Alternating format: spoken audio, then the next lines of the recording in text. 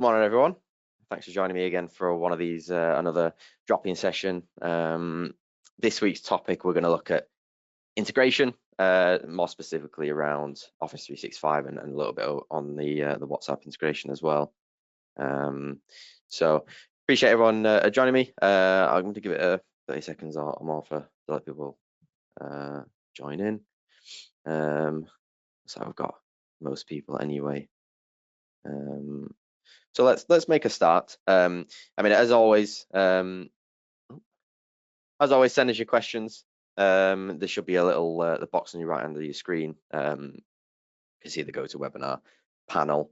You should have a little chat box down there, so you can send your questions in. Not saying I can answer all the questions today, or there might be some that I'm just not very familiar with, so I can always take those back, get the question for you, I'll get the answer, and come back to you on that. So yeah, drop your questions in.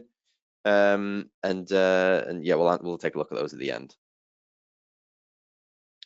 So what we're going to cover today, I mean, really, this is not going to be a guide on how to configure the integration side of things. There are guides available online. If you do need some help, just let me or one of my tech guys know.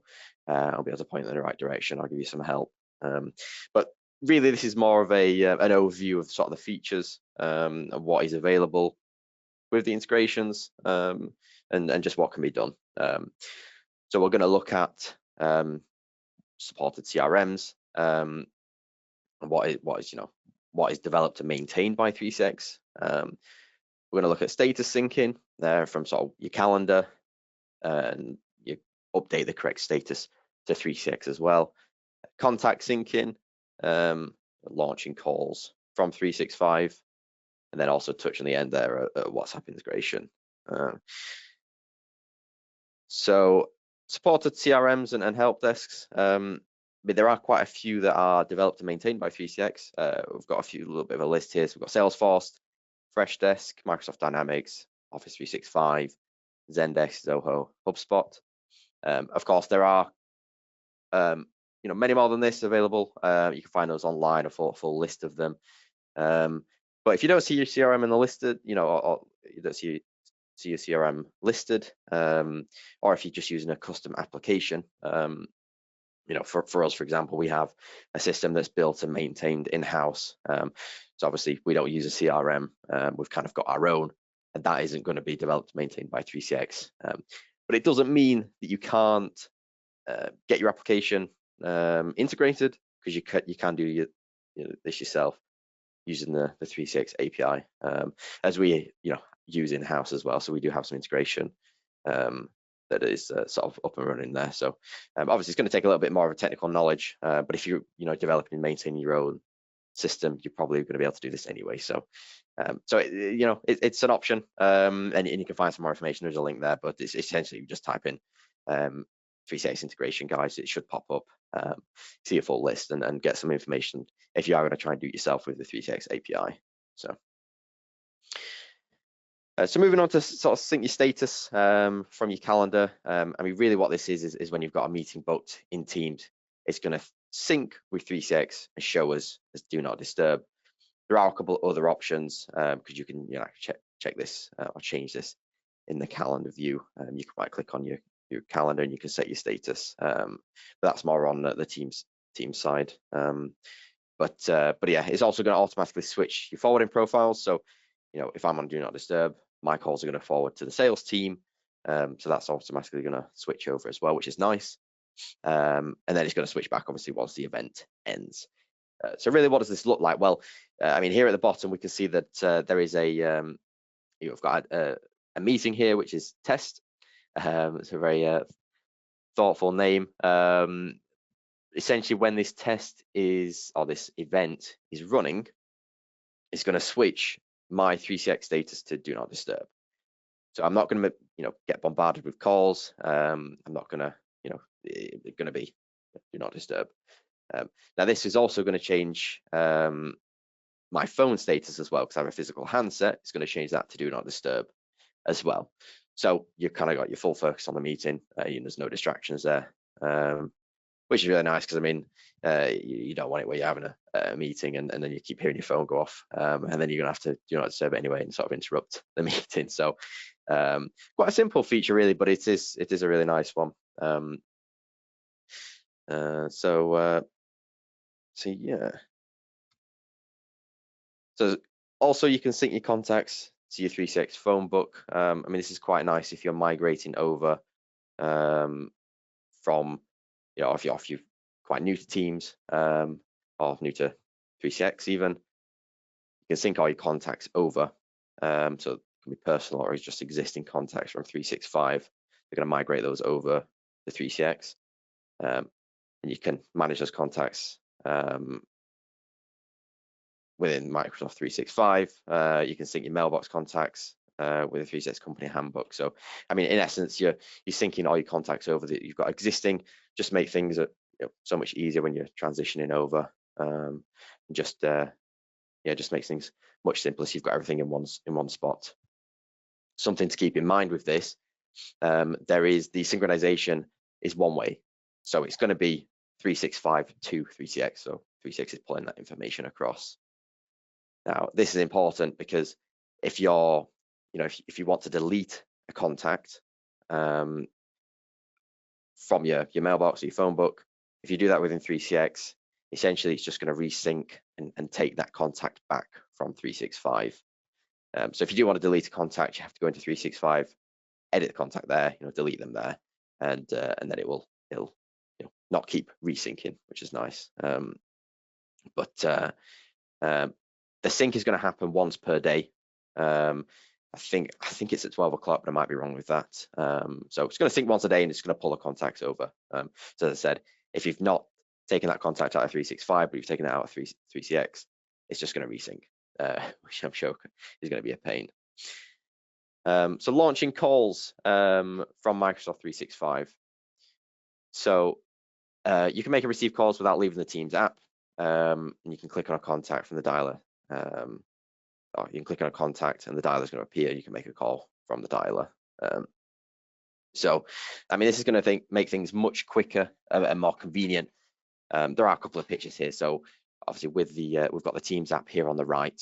You've got your regular charts, your Teams, your calendar, and then you've got calls. So when you've got this integrated, you actually get a dial pad now. So you can make calls straight from your 3CX app. From your Teams app. You can make calls and receive calls as well, which is really nice. And we've also got this one on the left here, so it is a little bit blurry, but I thought this is quite a nice picture to show because it's kind of gives you a bit of everything here. So this is in Outlook. So you've got your contacts, list here on the left. So we're into contacts, we've got the contacts list.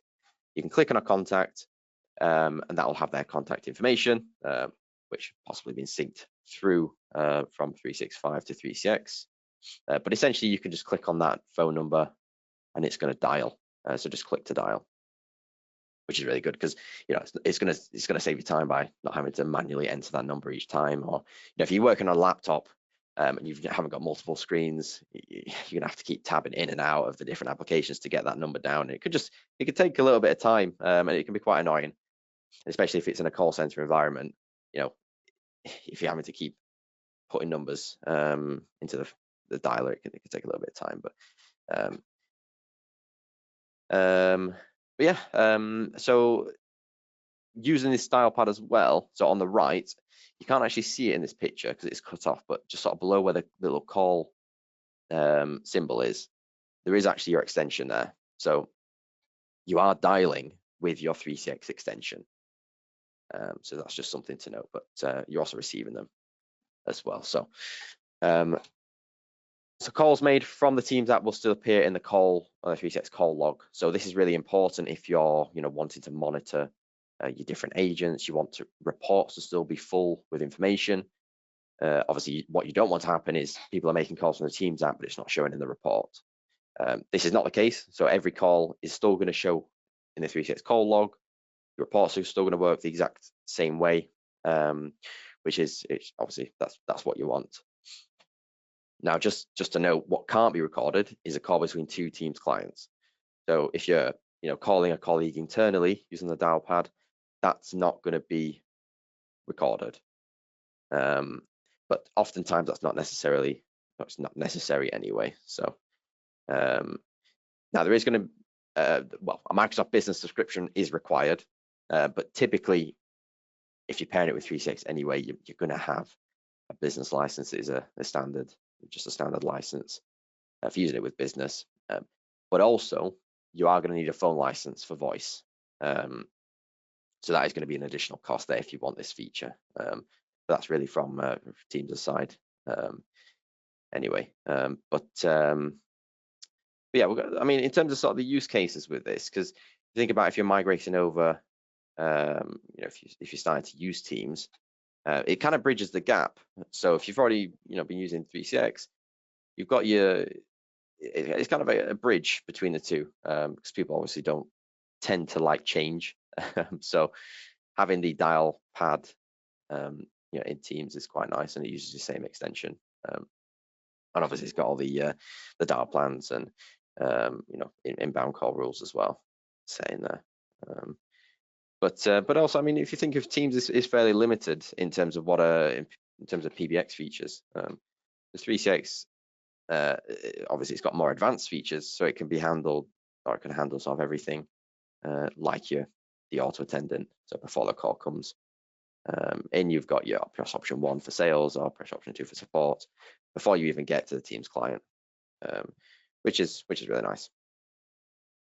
Okay, so sort of moving on to WhatsApp integration. I mean, kind of touching this briefly. I mean, it enables clients, or sorry, agents to send replies to WhatsApp directly from 3CX. WhatsApp messages are delivered into the same chat panel as live chat. The WhatsApp integration is mainly intended for inbound calls. You can't really do outbound calls, sorry, inbound messages rather than calls, but you can't, it's not designed to initiate a call from or to a WhatsApp user. But I mean, this is really nice because you've got a central record of all your chat conversations just from the one app. So it's giving your clients more ways to get in touch first off, but then you've got everything in the same place. And it's going to save you time by not having to switch apps all the time, you know, to go to WhatsApp, to go to, you know, Messenger, for example. So you've got everything centralized in one place. But yeah, essentially it just shows us I mean, we've got some pictures actually on the next slide that gives you a little bit more of an understanding of how this is working. So here you've got, you know, a chat that's come in and someone's just looking for some more delivery options. And that's, I mean, it doesn't actually, because there would be a WhatsApp symbol in this top left corner. But that's the only difference, because it shows the exact same way. So this is a WhatsApp message that's come in, and you've got a couple of options what you want to do. So you can, I mean, press the little tick, the plus box down here. That can add a user in, so you can add a couple of users in. You can transfer the user as well, or this conversation, to a different agent. So if it's for a different department. The tick here is for the, to show it's something that's been dealt with. So you can mark the conversation as dealt with. And then of course you've got your drop down box where you can have a couple of bit more options. So you've got end chat. You can block the user if they've been abusive. You know, things like that. You can archive the conversation once it's been completed. So they must have a WhatsApp business platform account set up with a phone number to integrate. It does work with all versions of 3CX. So if you have a free WhatsApp license, sorry, a free 3CX license, you can still get this integrated and it can still work the same way, which is really nice. So it's not necessarily a paid feature. You've got text only, so there is no video. And as sort of as mentioned, it's only inbound, so there's not really any initiation of outbound, at least. But of course you'll have the option to respond to people as well from that. So it's kind of all in one place. It's really nice feature. I mean, that's kind of it. So I mean, in terms of the in questions, if there's any questions, drop them in. I can see there's already a couple in now, so I'll take a look at the first one. So if the meeting ends early, will it take me out of D&D? So I'm assuming you're referring to the calendar syncing. So if you're in do not disturb and the meeting ends, okay. Unfortunately not, no. So because the event is showing within the calendar, as long as that event is running, it's gonna put you, or it's gonna keep you in D&D. Obviously, you can manually change that back to available, but until that event has ended, you're gonna still show as do not disturb. So your phone is still gonna be, on D&D. I mean, it is a feature you can turn off as well, but it's just something to bear in mind, really. But yeah, you could, I mean, in theory, you could go in and to the calendar and delete the event, or you can just on D&D yourself. But yeah, in short, it's gonna keep you in D&D until that event is over. Just something to mention as well. Now there are some new training dates. So you can see there's the basic training has already gone, which is on the 25th and the 26th of July. But recordings are available, so if you do want to take a look at those again, just let me know, and we can get those over to you. But there is also the advanced training, which is upcoming. So on the 12th and 13th of September, we've got the advanced training there as well. So I can see there's another question that's come in. So is a Teams license needed for the other features like contact syncing?